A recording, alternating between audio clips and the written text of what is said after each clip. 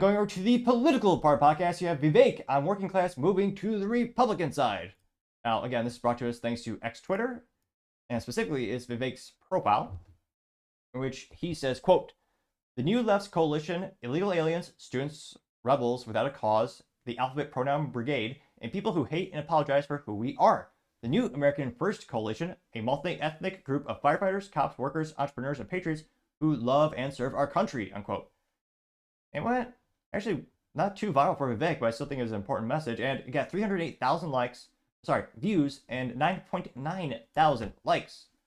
And truth be told, his voice is infinitely better than mine, and like all good men, he of course did suit up, as we all should. So without too much further ado, let him speak here.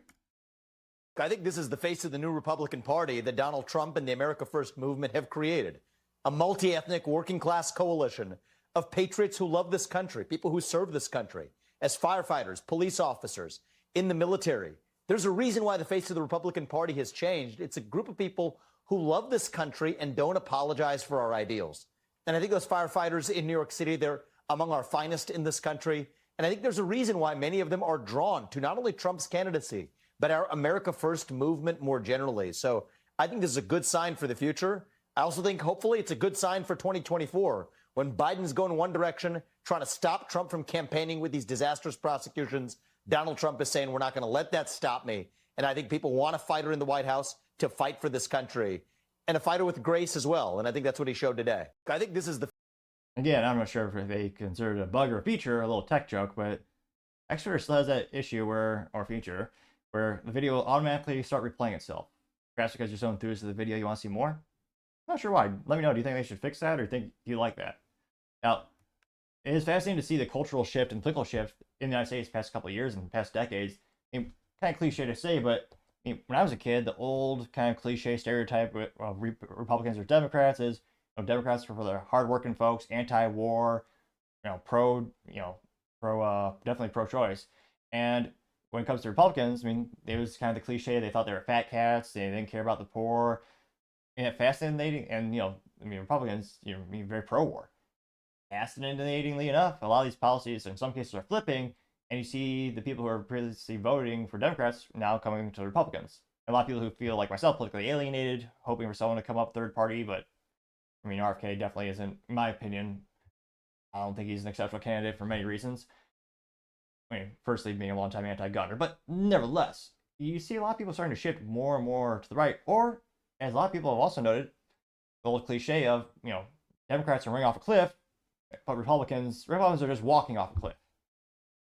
Not the great, not too happy to think about, but a lot of people who previously, a lot of my friends who were liberal in high school and college, a lot of them are telling me they're starting to vote Republican, not because they've gone far right or they agree with a lot of policy, just because they've seen Democrats move the goalposts so much. I mean, and I don't think it's a coincidence. I mean, people made more money when Trump was in office. I mean, the taxes were lower. The average American family brought in more, had more money at the end of the day. I'm not too surprised people who are just struggling to get by are starting to think, well, it'd be kind of nice if gas was under $2 a gallon again. It'd be kind of nice if, we didn't have 40+% inflation. And it'd be life would be a little bit easier. The policies were working back then, even with mean tweets. Now, granted, maybe I'm alone in this assessment. Maybe all the counts will be roasting Vivek. Probably not, but let's go ahead and dive in and examine them. A couple of top comments come from, we got some contrarian statements off the bat, so it'll be exciting. You got Paul Zazupa say, quote, "There's no question that what the left brings to the table is complete trash. The only question is how hard they'll cheat to make sure they win and complete shoveling their garbage down our throats. Sadly, the weak GOP in Congress has proven useless to stop them," unquoting 248 likes, which, yeah, that's one of the disappointing things about Republicans. There's a lot of rhinos, pejoratively known as Republicans in name only, where they say they all about the First Amendment, the Second Amendment. We like it. We're going to get your low taxes, and we're going to help you out. Then they get into D.C., they get elected, and they just vote with Democrat policies, which, again, I know there are people who like Democrat policies. Traditionally, they vote Democrat, which, again, it'd be nice to get, actually get what you vote for. And yet, I don't know, people definitely do need to be more politically involved. There are some people who really like those morally vacuous people who disgustingly lie during the campaign trail and do the exact opposite once they get to D.C. It's also a fascinating phenomenon we really don't see from Democrats. Democrats usually campaign on what they're going to do, and more often than not, they vote exactly based on those restrictions and policies. and those ideals. Fascinatingly enough, it seems like I've never heard a term for someone who pretends to be a Democrat but votes Republican. I know there's a couple of Democrats who sometimes vote in the middle on certain issues, once or twice. But Republicans, it seems so prevalent. They have their own name for the phenomenon. Now, that is one of the most disappointing things. And I'll never forget when Republicans had the House, they had the Senate, and they had the White House, and yet they couldn't get the suppressors off the NFA list, or the National Firearm Act of 1934, which again, it was supposed to get them so that the item would transfer on a standard 4473 background check paperwork process, where right now, if you want to buy a suppressor in the United States and your state is one of the 42 states that permits it, you have to pay a $200 tax stamp. You have to get your photo taken like a passport ID. You have to have your fingerprints taken. You have to do long paperwork. And again, you have to work with the U.S. Treasury Department in long application and additional background check, which many who read the Constitution would say that's unconstitutional. And Republicans said, oh yeah, we have this bill. They had the votes, and yet they couldn't get that passed. So yeah, there are a lot of rhinos that let you down, which is why I usually feel so politically alienated. Now you also have Luke Scalise, our favorite leftist. Well, not really favorite, but appreciate different contrarian statements, and this goes more data the better, and liking a little bit boring echo chamber. Luke Scalise says, quote, "The truth is, Vivek's not a serious person worth platforming on X. He's a Trump 2016 repeat in disguise, a complete BS artist and media huckster. He's a collection of focus group talking points and a salesman shtick created to paper over Trump's anti-government pro-autocrat campaign." Granted, I find that mentally vacuous, but 9 people did like his comment and appreciate it, and 1 person responded. Although the one person who responded was just someone by the name of MAGA Chinaman, RJ Lee, simply responded saying wrong, which, yeah, I would say that's pretty accurate assessment. But again, there are some people who don't like Vivek. Yeah, in terms of collection of folk, again, Vivek, if you read his book, which I do recommend, is a fascinating book about kind of how liberal and policies and conscriptions and the woke policies and conscriptions started to enter the business environment. Again, his book is called Woke Inc. I read it, I think last year. Kind of gives you a good summary of Vivek's background, how he built his companies up, and how politics have infected themselves more and more into businesses. So again, he didn't just start out of the blue saying, "Hey, I'm libertarian, I'm right wing." He didn't come out of the gate as soon as he started running for the Republican nominee. That wasn't new. He's had those policies and those beliefs for a couple of years. Let's see here. You have James Wolfe saying, "As always, Vivek is the only politician who speaks like a leader instead of a snake oil salesman," unquote. Okay, 148 likes. Let's see.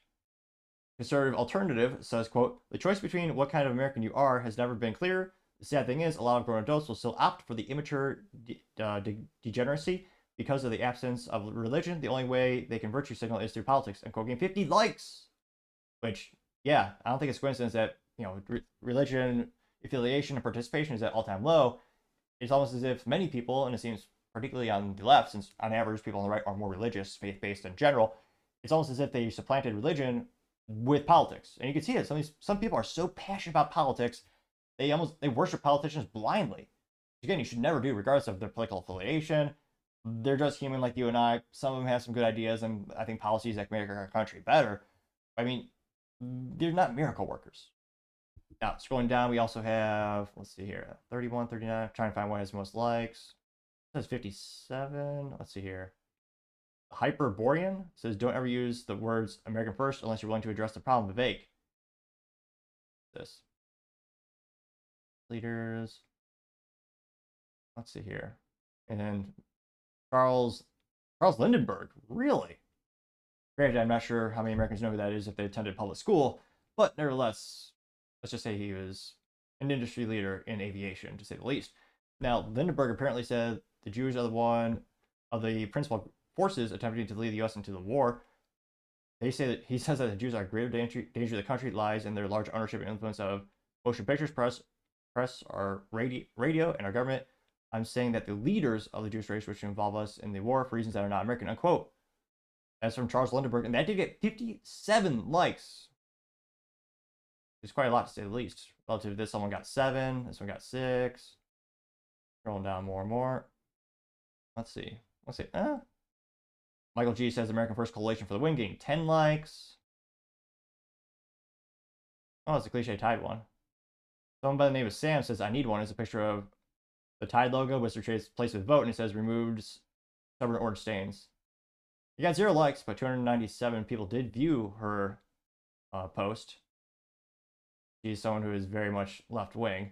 Actually, let me follow her just for that reason alone, so we can get a little bit more ideals, or get a little bit more what do you call it? More data, the better. Yeah, 126,000 connections or followers on X Twitter. Not to brag, but I do have 300. Granted, it seems like mostly bots are following me because they're all beautiful women, and statistically speaking, that's not happening. I know the cards I was dealt in life, random beautiful women are not just following me on social media for no reason. They're robots. But it'll be interesting to see. I mean, what kind of shift will we see in terms of voting demographics? What kind of income levels are voting at which points? Do you think there will be a huge seismic shift during the 2024 election where you have more people of middle or lower class voting for Republican? I mean, we could see more people shift more and more. Let me know, anecdotally speaking, have you heard anyone who's just so fed up with the current system they're willing to try anything, or they saw that for them individually things were better under Trump? As always, I'd be fascinated to hear what you have to say. Thank you, everyone, for taking the time to tune in today. Again, trying to get to 4,000 subscribers by the end of the month. So if you could click that button, I would greatly appreciate it. Also, taking the time to leave a thumbs up, thumbs down, or comment. It's a great way to give me some additional feedback, letting me know how I can make the show better and better. Lastly, don't forget to take the time to tell your family, tell your friends, tell your coworkers, heck, tell your enemies, tell anyone and everyone. Just stay safe, fight the good fight.